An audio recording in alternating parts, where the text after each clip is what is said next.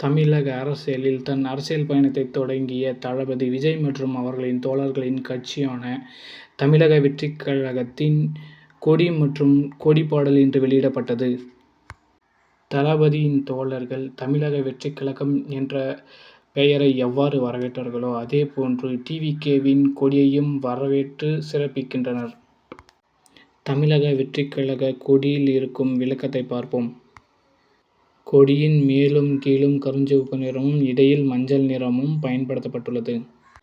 போர்க்காலங்களில் யானைகள் பிளிரக்கூடிய வகையில் 2 யானைகளின் புகைப்படம் பொறிக்கப்பட்டுள்ளது.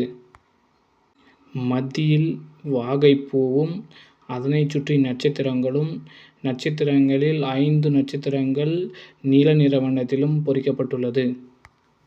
மற்ற நட்சத்திரங்கள் பச்சை நிறத்திலும் உள்ளது.